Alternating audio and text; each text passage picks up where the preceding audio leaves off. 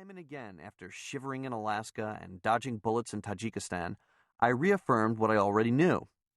I like my Netflix, wireless email, and booming subwoofers. In fact, I didn't want to live without them. I just wanted to power them by the sun. If my ear-melting music could go solar and still make my UN-fearing neighbors complain about bass lines interrupting their nightmares of Hillary Clinton, I'd consider this experiment a success. If I had reliable internet and could download movies into my green world to boot, the feeling would be closer to eureka, especially if I was eating munchies I'd grown, raised, or at least bought locally.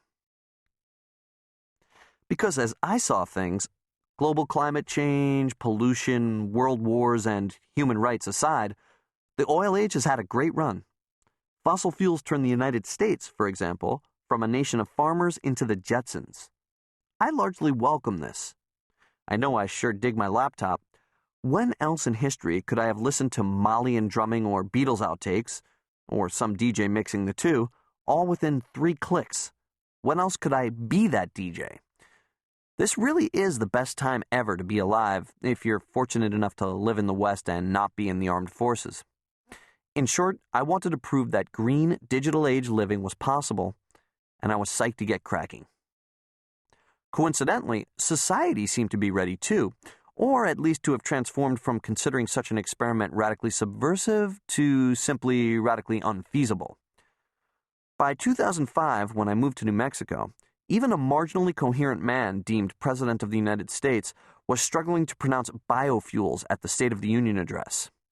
Citigroup, the world's largest company, announced in 2007 that it was investing $50 billion in green projects. Companies were marketing everything from sustainable mascara to green SUVs. What was next? Environmentally friendly gunpowder? Organic Raid roach spray? Nothing would surprise me at this point. From Zambian government officials who refused GMO seeds during a recent famine, to Russian spies who continued to kill one another over their boss's natural gas policy, it just felt like a critical mass had recognized that the fossil fuel-powered civilization that got us to this point was in big trouble. Maybe it has 50 years, maybe 100 left in its life cycle. In addition to my personal reasons, to my environmentally sensitive while comfortable motivations, I saw adaptation as a matter of survival. I didn't know if the current green rage was just another trend, a fad until oil prices came down a little. But what if $2.29 gas prices weren't coming back? What if $3.29 gas prices weren't coming back? What started out as a cute whim for me quickly became a much more personal journey. Whether I needed the lesson or not, the love Subi was gathering a head of steam. I recall the instant I discovered that I had a parking brake issue on my hands.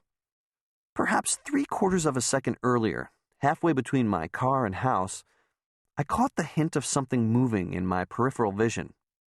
I'd just returned from what would become my weekly monumental supply run to the town of Silver City, 23 miles away. In my possession were 5 store-bought, organic, box-ripened tomatoes, grown 800 miles away in California and shipped to the crunchy Silver City Co-op via roughly 120 gallons of fossil fuels. Life had been idyllic for a brief moment that July afternoon. 2 green rufous hummingbirds ignored FAA altitude requirements around my head, and I had an unfamiliar proprietary sense about them and everything on the ranch. I was going to be here for a while, and there was evidence everywhere.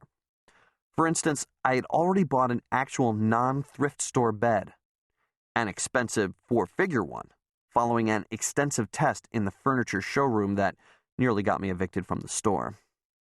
For $1,000, I thought the mattress should hold up to every kind of rigor.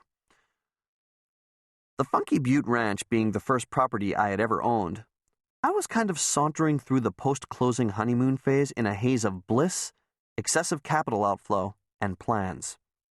In fact, I don't know why they call that nightmare at the title company a closing. It should be called an opening. An opening to new projects, loves, entire worldviews. I found I was already becoming much more of a fiscal conservative now that I owed property taxes for the first time. Small government suddenly seemed the way to go.